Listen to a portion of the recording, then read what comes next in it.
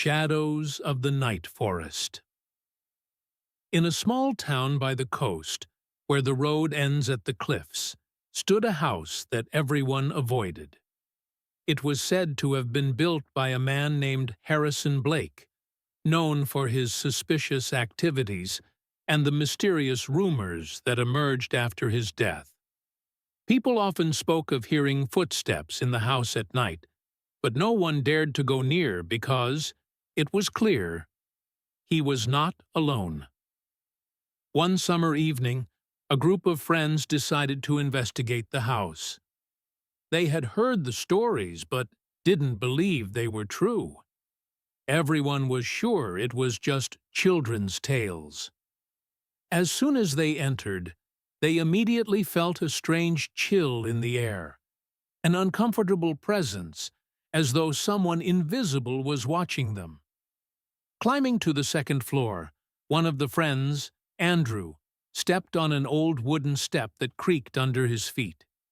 He tried to avoid it, but at that moment there was a snap and a screech, as if the entire house had come to life. They all looked at each other in fear.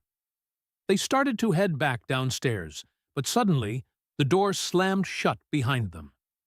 They were trapped. The sense of unease grew as footsteps echoed from the far end of the corridor, though there was no one in sight. Panic set in when one of the girls, Laura, screamed, "What is that? Who is it?" The shadows moving along the walls seemed alive, and with every step, the rooms grew darker. The friends began to panic, searching for a way out, but every door was locked, and every attempt to open the window was futile.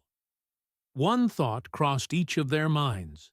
The house was not empty. And it wasn't just rumors.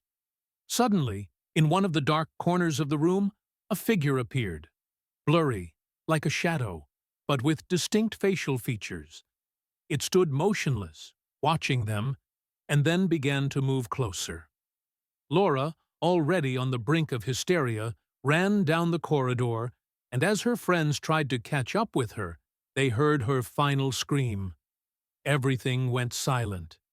No one dared to search for her, but one of the boys, Thomas, said, "We need to leave now, or it will be our end." They found an old exit through the basement, but with every step the shadows grew darker, and the noise in their heads louder. As they ran out of the house, they never returned.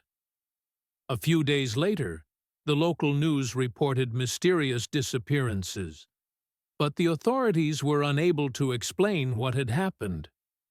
The only thing that remained unchanged was that every time someone dared to walk past that house at night, they could see someone quietly watching from the windows. It waits,